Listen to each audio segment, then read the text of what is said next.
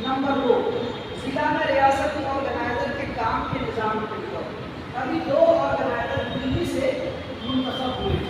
हमारे 7 अजला देंगे, खासतौर पर जिनको मिसाली अजला कहा जाता है रियासत की दवान में या ज़िला की दवान में, उसमें से अपना अरबिया दिला दिया माशाअल्लाह। तो वो मॉनिटरिंग करेंगे, दिल्ली को रिपोर्ट देंगे और रियासती गवर्नमेंट को रिपोर्ट देंगे कि ज़िले में काम क्या हो रहा है, किस लेवल का है, जितनी जमीन के उमूर हैं उन उमूर पे कहाँ तक ज़िले में ब्लॉक में मकाम पे काम होगा उनकी निगरानी करेंगे, रहनुमाई भी करेंगे।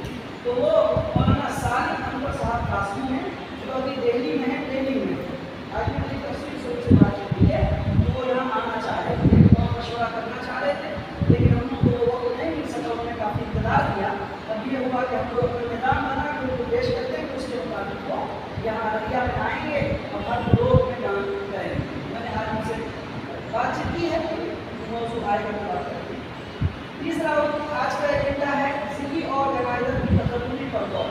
मौलाना मोहम्मद आसिफ कासमी साहब मिलत फंड का काम कर रहे थे, लेकिन मौलाना ने काफ़ी पहले ही इस्तीफा दे दिया, तो अब इस जगह पे साहब ने कहा कि आपको मशवरा करके दूसरा और कर लें। मिलत फंड के 2 ही मिले हैं पूरे एक शरीयत है, एक आपका रवैया। अगर ये काम हो जाता है तो वहीं से पैसा आगे तनख्वाह भी की जाएगी और जमीन का एक पैगाम भी पहुँचता जाएगा और छोटी मोटी जरूरियात के लिए आपके पास फंड भी जमा है।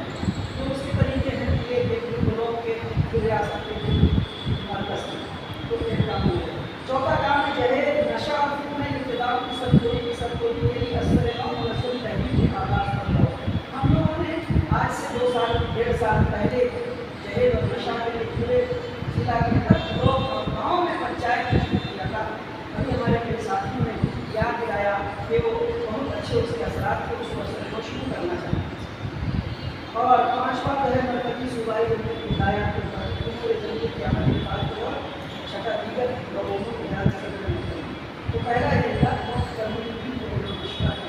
अपनी सभी की बात रखेंगे, इस मौके पर राय दे रहे या ये साफ हो या तमाम लोग हो या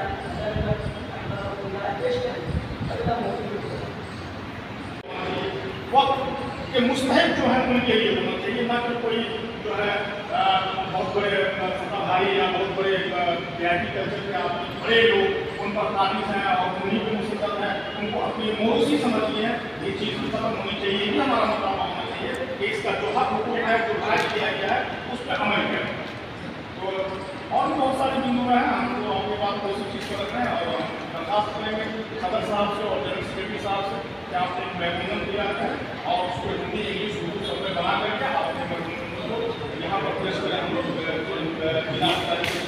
माध्यम से पेश करें ताकि यहाँ से वहाँ तक चली जाए। और बेहतर होगा कि उसमें हम अपने सांसद या विधायक या विधायक किसी जिम्मेदार के साथ में आपसे नहीं बनाने देने के लिए, क्योंकि सभी आदमी को अंदर जा नहीं पाएंगे।